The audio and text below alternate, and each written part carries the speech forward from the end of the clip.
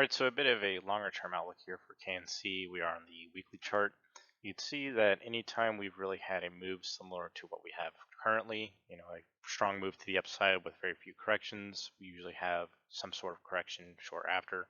You can see here we moved up 577%, and then shortly after we moved down 73%, and after that we moved up 657%, moved down 67%, 535%, and then moved down 74%.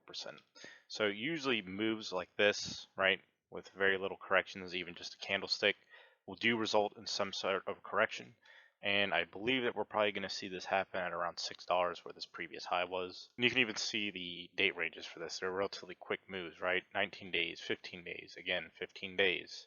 This right here, we're at currently 17 days. So I feel like it's on its way soon. And you can see from this low to where we are currently, we've actually moved up around almost 400%, which isn't as strong as some of these previous pumps. So the move to the downside might not be as strong. We could very well see a move back down to the green box as I mentioned before.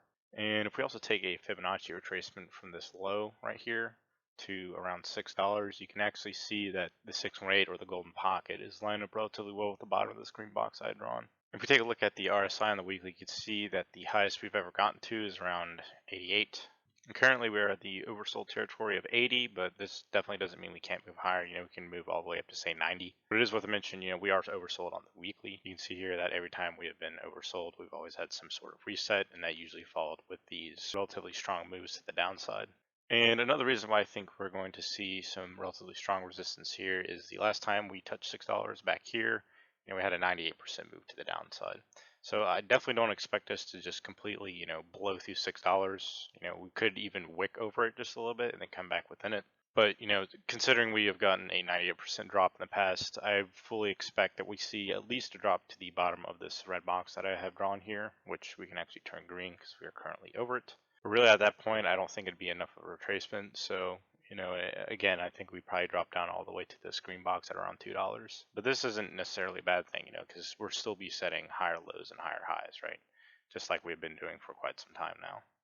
So this would be the previous low, this would be the next high, and this would be the next low, and then we could very well move back out of this again.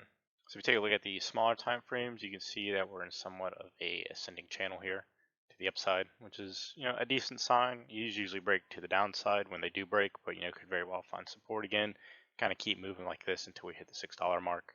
If you take a look at the Ichimoku cloud as well as the EMA ribbon, things are looking relatively good. You can see that we have been testing the 4-hourly EMA quite a lot throughout this range, so it might not hold up during this retest of it.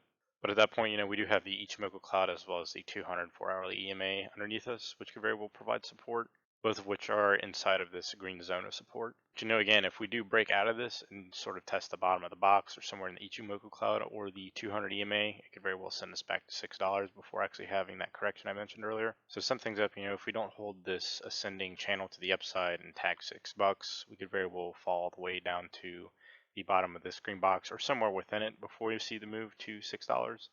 And honestly, if this doesn't hold, like I mentioned earlier, a move all the way down to $2 is likely on the table at the bottom of this green box. And really, again, we need to break this $6 level to the upside where we set this previous high in the past when it first launched.